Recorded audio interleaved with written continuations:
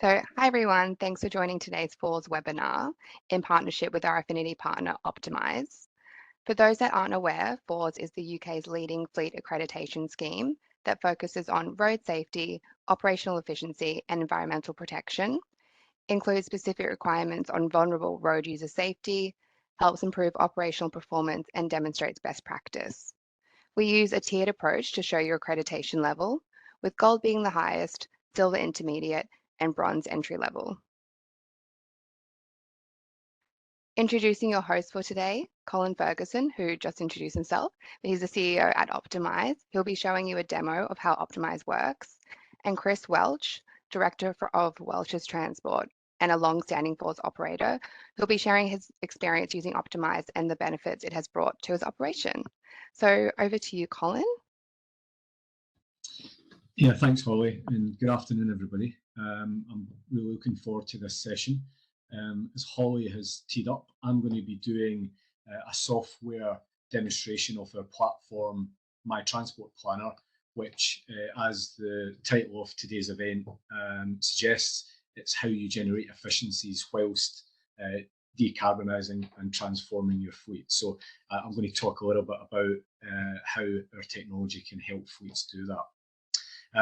After I've done the demo, which is a short demo, it should take just less than 15 minutes, maybe slightly less than that, I'm going to go over to Chris and ask Chris a few questions just around Chris's experience in the transport sector in general. Welch's have been a firm that's on the go for over 80 years, maybe nearly 90 now, Chris.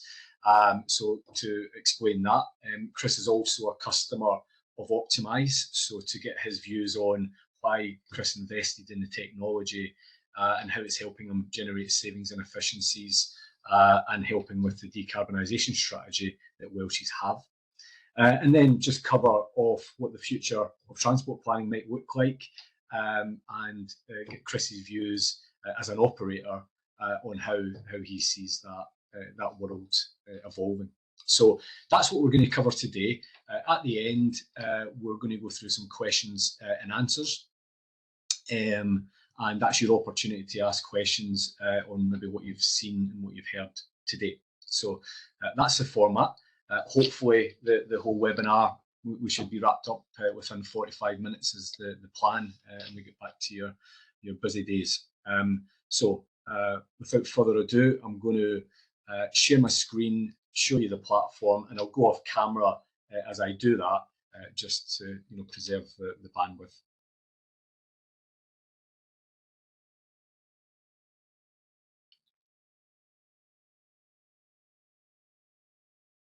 So hopefully everyone can see my screen, My Transport Planner. And with that, I'll go through what this technology is about and how it can help fleets generate efficiencies and decarbonise at the same time. So My Transport Planner is a web-based route optimization platform. So essentially what it does is it automates the planning process for the fleets and organisations who use it, the output being the routes and schedules that need to be done, which is essentially generally for FORS operators, I'm imagining collections and deliveries, and it considers all the nuances that you might have, such as time windows, skill sets, hazardous goods, driver's hours, everything that's associated both with the job and the vehicle that you would need to consider if you're doing manual planning. It may also be that you've got some sort of form of TMS, transport management system, and you're maybe doing some sort of sequencing or basic form of routing, which is fine. But this platform, what I'm going to show you is what we call holistic planning and holistic route optimization. So this platform is an award-winning platform. It was described by Motor Transport in recent times as the Netflix of route optimization. And part of the reason and rationale for that is we've tried to build a platform that is easy to use, more consumer-like. So, hence the Netflix name, where you can purchase credits and use the technology on a pay-as-you-go basis. And we hear from clients all the time that that's a refreshing approach, because it means there's no capital expenditure. You can get up and running very quickly and just start using the system and make sure it's going to work for your business and your operation. So to get access to the platform, you register through the website, and at this point, you're prompted through the online tutorials and videos to set up your vehicles, depots and resources. Now, I'm not going to go through every section, but I will go into the resource section and just show you some examples of vehicles that are already set up and the information that you might capture. So if I go into a vehicle that is already set up in the system, the sort of information we like to set up against the vehicle and capture would be the vehicle resource name, driver profile. There's already an integrated mobile app. However, quite often we'll integrate with a TMS system and send the jobs onto the app that's associated with that. Attributes could be, does the vehicle have a tail lift? Is it a Moffat mounted? Does it have a high ab? Is it a hazardous trained driver? All of the above. So attributes are used to control, what vehicles do which jobs. The system will do multi-day planning, overnights. It will consider things like weight, cube, pallet space. It depends what you do. It could even be litres if it's tankers. So we have a whole breadth of clients and a number of FORS members who use and FORS operators, who use this solution, and obviously one of them being Welsh's Transport. The platform is also future-proof for electric vehicles in ULEZ zones and other low-emission areas in different places where they arise, which can also be updated. So it can consider the range of the vehicle, where you need to charge infrastructure, and how much kilowatt hours you might want to put in the vehicle. Shift time, vehicle type, and the platform also has a carbon calculator, which means every time you plan a set of routes, a collective of routes, it's going to work out your emissions. So by knowing what you're doing manually before the system, we can run the manually planned routes through the system and capture the mileage, distance, time, cost, emissions, and then run the system again the way the platform would choose to plan the routes. And that's how you know what the savings could be in all the different areas. Typically, we're seeing anywhere between 10 and 20% for HGV customers, which is a big number. And I'm sure Chris will tell you his experience when we get to Chris a little bit later. Other parameters in the setup is the drivers. So, what shift patterns do they operate? Obviously, if it's HGV, you're going to be on your driving regulations. But if it's van drivers or LCVs, it might be slightly different, or a combination of both.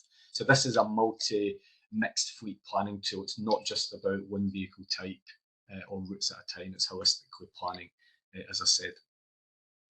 So once the vehicles are set up and the drivers are set up, then you're ready to pull the jobs into the system and do the route optimization, which is the part that generates the efficiencies and also can decarbonize your existing ICE fleet by the reduction in miles and fuel that will use. However, this can also be used as a procurement tool to identify where your low emission or zero emission vehicles can be inserted into your fleet, how they work with your existing ICE vehicles, and could you translate to 100% electric? This platform, if that's the exam question that you give it, it will give you the answer, and we can also map infrastructure on top of it. So this is both a BAU day-to-day planning tool and a procurement tool to identify the right vehicles to transition to, hence the fact that it can help transform your fleet into a different makeup. So the jobs themselves, I'm not going to labour that too much, but the jobs get into the platform either via a manual import coming from an external system or through an API. So a lot of clients will start with manual import to validate the system and test it out, but then they'll move to an automated API solution to make sure that they don't have to do that manual intervention.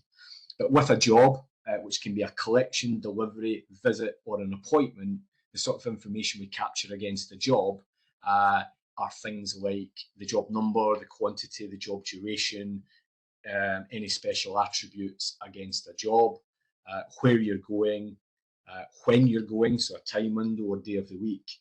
So all that information will generally be held in a TMS system, or a ERP system, and it can come across into this solution for the planning. So that's the two elements that need to be set up, the vehicles and the jobs. Once they're set up, you're ready to use the system as a transport planner. So you would log into the system, your job's being imported or appearing in the system, and you would go into the job allocation screen and see the jobs that you are about to plan. So I've got a data set down the southwest of England, and on the right-hand side, I've got my vehicles that are available to do it. I can visualize the jobs on the map, or I can look at them in a list view and even go into the job and find out about the job details. I won't do that just now, but you can go in and drill into each job at a job level. You can also hover over the jobs and see what they are. And we've got a manual planning tool should a user, for whatever exception or reason, want to manually plan routes. You can highlight them and drag and drop them onto different vehicles. So there's the manual ability as well. However, what I'm going to show you is the fully automated way of using the system. So all the user has to do is select the optimize button, which is what I'm doing now, and select optimize, and then the date that you're planning for. Okay. Now you can see a message pop up there saying you're about to use credits. That's because we have two ways that you can commercially consume the platform. You can be a subscriber and you're invoiced monthly in arrears based on a fixed number of vehicles that we agree, or you can pay per route that you optimize, or vehicle that you optimize, which is another form of pay-as-you-go. So we're pretty unique, certainly in the UK, offering that type of solution commercially. So it means there's no risk to the user. And Holly will remind me that there's a 10% discount for all FORS operators exclusively for using this system. So if you do want to try it, we can take an inquiry and get you set up quite quickly and easily without any commercial or technical risk. Now what's happening here is the algorithm is considering the jobs to be optimized, the vehicles it's got available, considering the least number of vehicles to solve the problem, time windows, attributes, historic traffic conditions in different areas of the country, different vehicle types at different times of the day. So it is really sophisticated on the way it's working out the routes. And before I finish talking, it's done all the jobs on that screen. Now, this is not a demo, this is the live software. So if any FORS operators out there, those number of jobs, number of vehicles are familiar to you, this is exactly how long it would take you to do the planning with that data set. So it's very quick. If this was tens of vehicles or hundreds of vehicles with thousands of jobs, it might take 15, 20 minutes. But I'd be willing to wager if that was being done manually, it could be taking a planner or a planning team most of the day. So one of the benefits clearly is the speed. I'm going to go to the last section and then I'll wrap up on the demo here and then go back to Chris, but to show you the output now of what the system creates. So just by pressing the optimize buttons, it's taken me to a dashboard of statistics that has just told me what's happened. So I now know that I've used 6 vehicles to complete all the jobs. 1 was left unplanned. I deliberately set that so that you can see what happens if something isn't done. It gets left on the map, and then you can decide how you remedy that by a subcontractor, or maybe you don't have the right resource, doesn't have a tail lift, for example. You can see the emissions are displayed, and along with the total shift time and total distance. So that's what we mean about holistic planning. You can see at a glance exactly what's going on. Now, I hadn't set up the cost of the vehicles or the revenue per job, but had I done so, that would also be displayed on the dashboard, which means I know the profitability of my routes. So at a glance, I can get all that information just by pressing the optimize button. I can also visualize all the jobs on the map. So if I want to view all routes, I can do so, and each route is on the map with a corresponding color with the sequence that's been done. And on that one that I've just chosen, you can see a reload is happening at the depot, so it's going back, reloading, and going back out.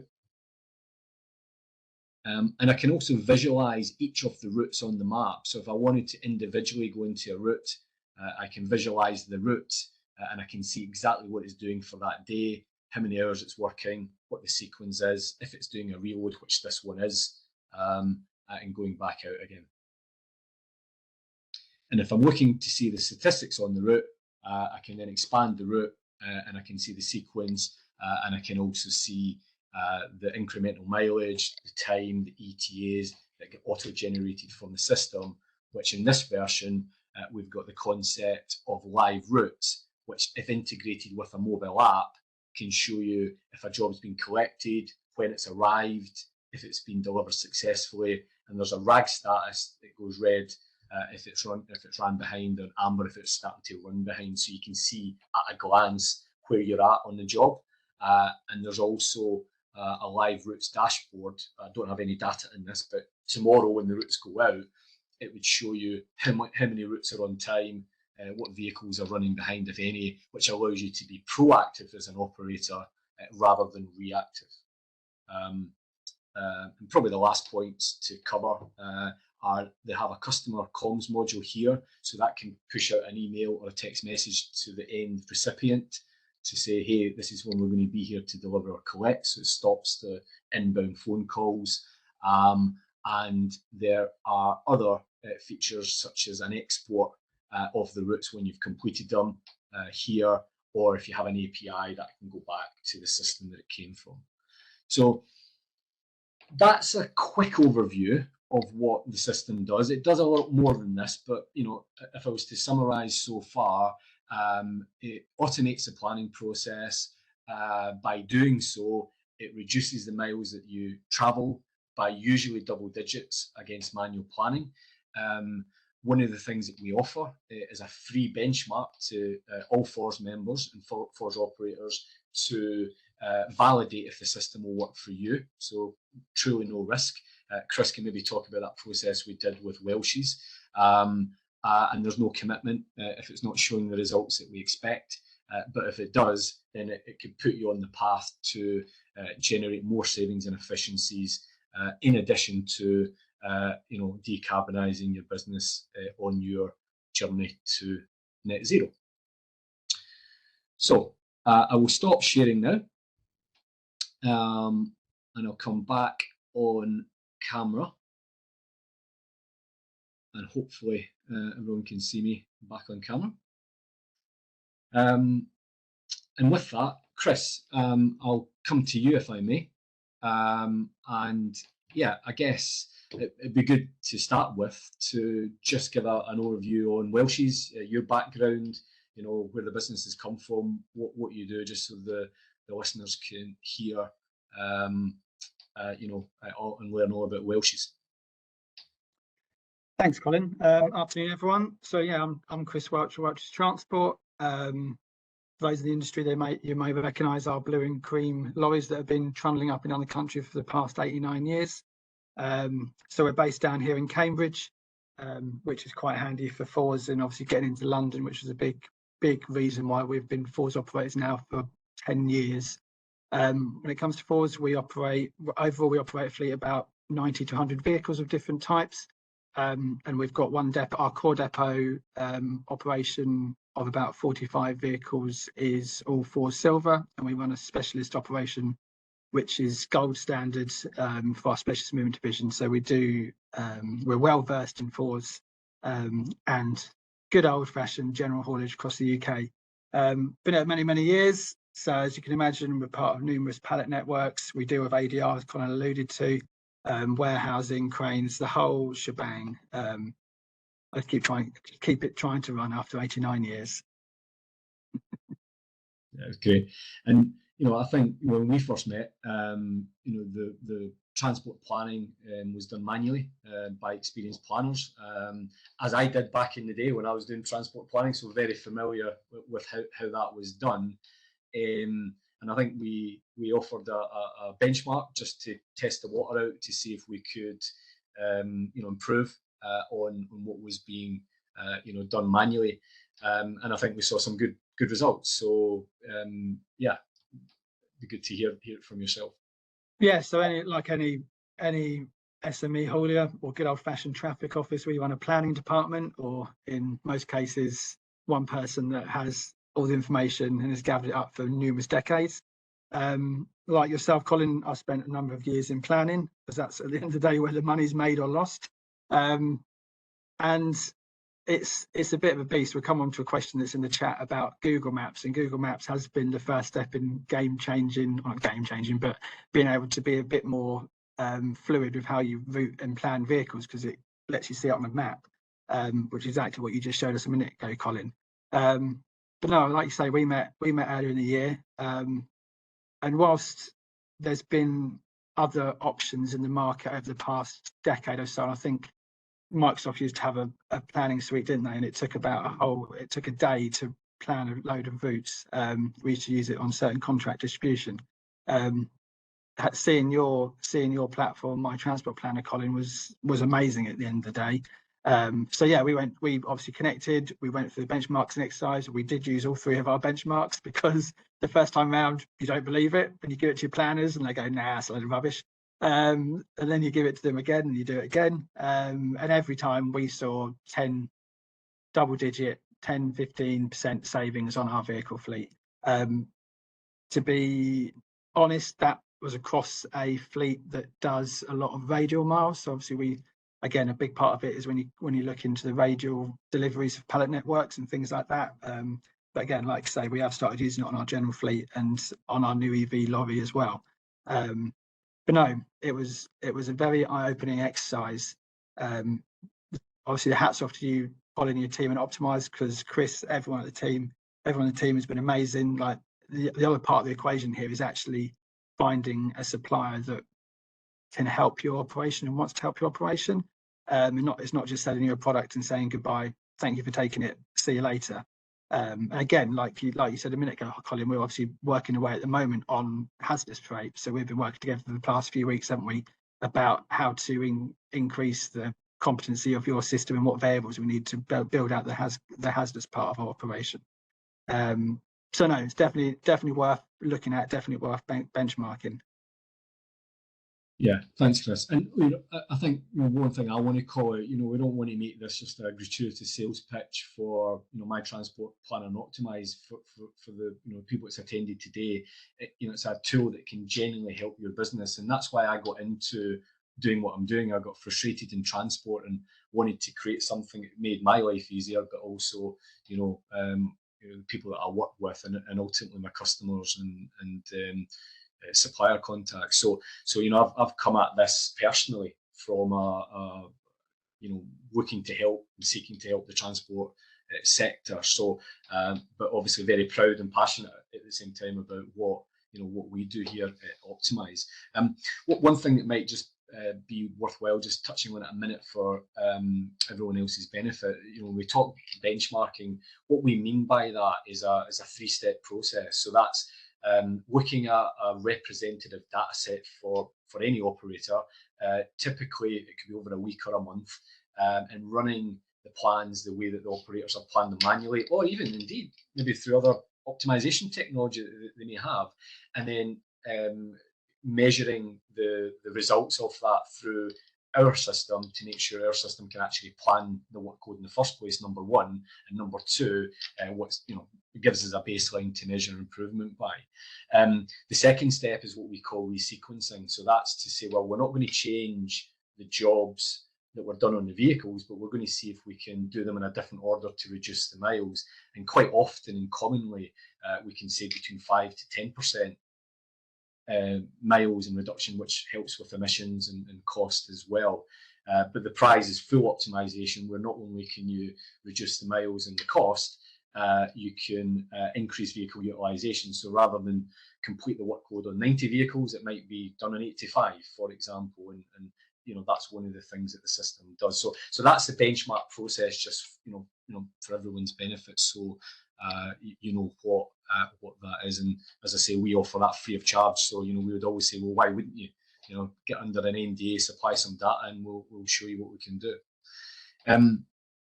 I think, Chris, what I'm interested in is when I met you and we talked about all things transport and optimization, and that's great.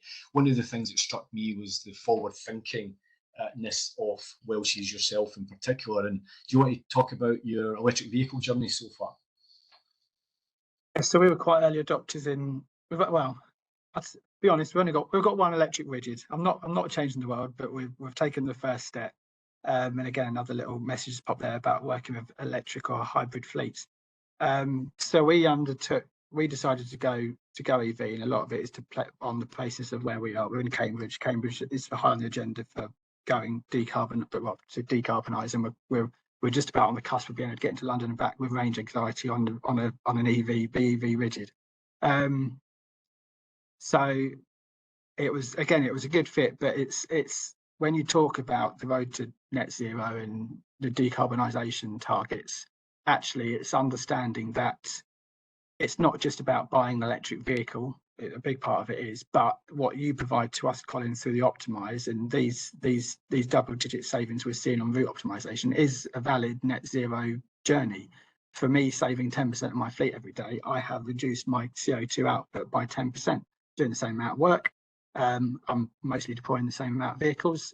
Good days we lose a couple, but it helps along that journey. And as you said, Colin, it's something you can do now, or you can review now and start thinking about. When you start talking about electric vehicles, you talk about infrastructure, you talk about how you're going to charge it, you talk about how you're going to use it, the capital costs to go alongside it. But fleet optimization is something that can be done now, and it's quite a quick one to tick off the list. Yeah, and I think, just again putting my transport hat on rather than my Optimise hat on, and yeah, I mean clearly, we're an advocate of you can do things now on your journey to net zero rather than wait till you have the vehicles. You can take out costs, you can take out not fuel. But I think there's the whole piece as well around I mentioned earlier about identifying what vehicles can be swapped out, using technology to understand that. And I think it's quite common that consultants may come into businesses and they'll look at telematics data and they'll say, right, great, based on the journeys you've historically done, these are the ones that could be swapped out. And that's great. We advocate, well, why don't you optimise first, then see the actual vehicles that you're left with, then you map on the electric vehicles. And if you can get a 10% saving across the board, that's a monetary saving as well. And that monetary saving, that pot of cash that has been saved on fuel and other efficiencies, can be used to put towards the procurement of the vehicles and the infrastructure. So that's another area I think it's worth calling out. Sorry, Colin, on that piece, obviously, again, like you say, the system works off numerous variables. So again, our BEV only has 140 mile range. I plan it for 130, but that is a variable that we put into my transport planner for that vehicle to ensure that the routes that it's optimized on are feasible. At the end of the day, it's not mapped the same as a standard vehicle for us. There's 2 or 3 questions just come in the chat, and we're going to come back to the Q&As after this last question to you, Chris. But I will address just 2 or 3 of these now because they're pertinent to the point we've made. One of the questions was, how long does it take an electric vehicle to become profitable? I think the concept that we're putting forward is there's a lot of talk about TCO, what's the return on investment, what's the total cost of ownership. That's applicable if you're looking at a like-for-like basis. But to answer the question that's come in, we're looking holistically. So we're saying, well, hey, if we can save you 10% across your fleet, it's not that one vehicle that we're looking to become profitable. It's to reduce the cost of your whole fleet. How you apportion that is entirely up to yourself as a fleet operator. But we're looking at the holistic TCO, is the phrase we use, rather than the individual TCO, and therefore the electric vehicle is just another asset in the pool that can help reduce the whole piece. And I'm happy to take more deeper questions on that, but that is one just to cover. Another couple of ones there. Can it be used for single drops but get the best route optimization for the driver? And does it include weight limits and low bridges for HGVs? So yes, and yes is the answer to those questions. So we can do single route optimization and we do HGV routing, which takes account of low bridges and tunnels, etc., etc. And one of the other ones related to electric vehicles, just before we come on to the last point, Chris, is, does my transport planner take in charging points and time to charge? Again, that's an affirmative. We know the kilowatt hours that need to be put in the vehicle if we know the vehicle type, and the range that it needs to complete its journey, considering weight to discharge ratio, topography, and all those other factors. So yes, it does that as well. And that's all the things that come out in a benchmark. So don't take my word for it. Do a benchmark and you can see for yourself. Chris, the last topic I wanted to come on to with you was when I met you, you gave me a concept that was new to me. The actual the words were new to me. I got it straight away, and I love the I love the concept. And for me, I think optimization's got a role to play in it. But do you want to tell me about the dark traffic office concept, please? Made possible by you, Colin. So the dark traffic office concept, which I derived and has probably been in a lot of people's heads recently, is the idea that you could probably run with this kind of software. You can run a traffic office autonomously. What you need is, now in this day and age, you can get all the variables back into your TMS that are required to autonomously plan your fleet. I'm not saying you get rid of your planning department, but you make it a hell of a lot easier and covers off absence and things like that. So in my eyes, what you need is a TMS that is capable of APIing or connecting to where your variables come from. So in my case, it is my vehicle, so my telematics tracking, and it's my driver data, the tacho feed that comes back from my card. It's going to tell me where the vehicle is, and it's going to tell me how much driving time that driver has left, or over the week, or over his different periods of driving. You bring that all back in system and optimize. Actually, like I say, you can allude on it, Colin, but you have a second algorithm, don't you, that literally just runs and runs and runs, as opposed to being a one-off bang, here you go. So that, and obviously with that as well, sorry, our TMSs obviously have APIs and customer portals where jobs are just literally falling in all day, every day. Put those variables together, and at that point you have a mixing pot, you have a cauldron that will allow you to plan your fleet autonomously, and it is quite that simple. It's not quite that simple, but that is the crux of the matter. And again, like I came back to saying about you, Colin, it's about finding providers that can help you along that journey. And I do realistically think that this time next year we'll be having a big chunk of our fleet running autonomously.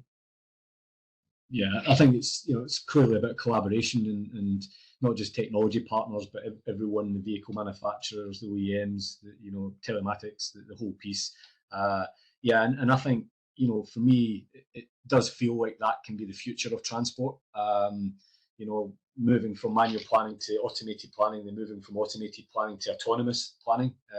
I think it's got so many possibilities for everybody because the people can be deployed better elsewhere, do the exception management, and then the traffic office itself becomes more efficient rather than just the vehicles, which is often the first point that people look at.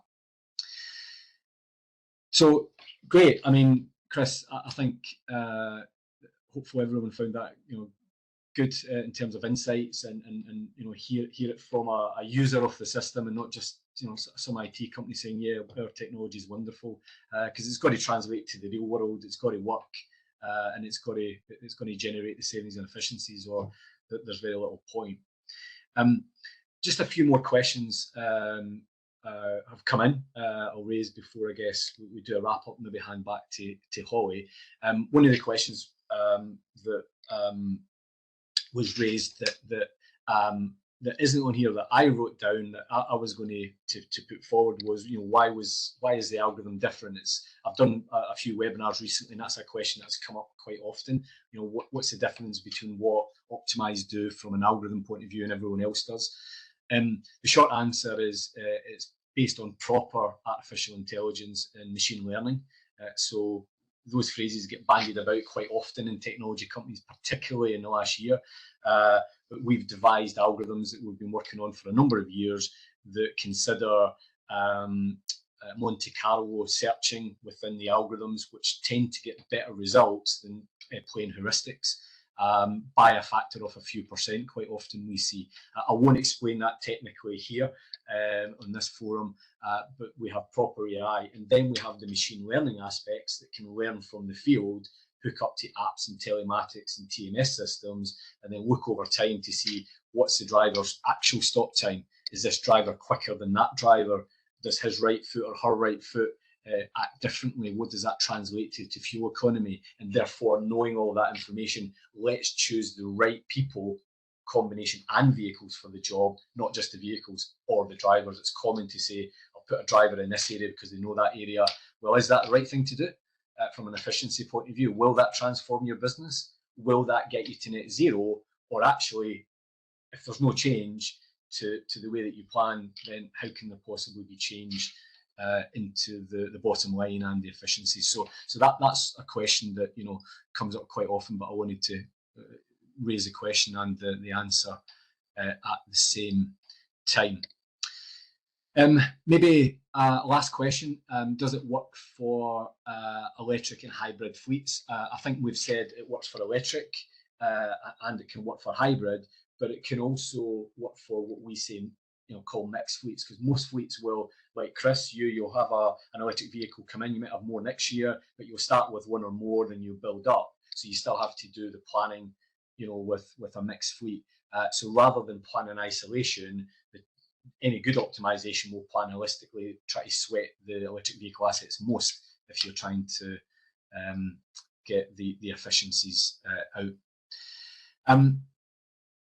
Couple of questions coming in, still coming in. So one of them here is, can optimized routes be transferred to drivers' handhelds for them to follow? The answer is yes. There's an integrated app, and we can also integrate with HGV SatNav on the app, which then links back to another question around low bridges and width restrictions. So it will route the driver between the sequence points, considering the weight, width, and height restrictions. So it does consider the full HGV piece as well. And I think related to that, how do you get notified if the driver deviates? So route deviation really either needs the telematics link up to know the route, and we can send the waypoints to the telematics provider. So you're drawing like a sausage shape around the route, and if the driver deviates outside that sausage, sorry for that descriptor, then it can send an alert back to the system. So it's done through geofencing automatically through waypoints. So the system can do that, but it does need that other component of GPS. So with that, I think we're nearly out of time. So I'll park the questions there. Hopefully you found that at least semi-interesting. I'd like to thank Chris for taking time out of his busy schedule to support on this. So thank you, Chris. And Holly, back to you. Thank you so much, Colin. Thank you, Chris. That was definitely interesting, and I learned some new things as well. Thank you so much to everyone for joining today's webinar.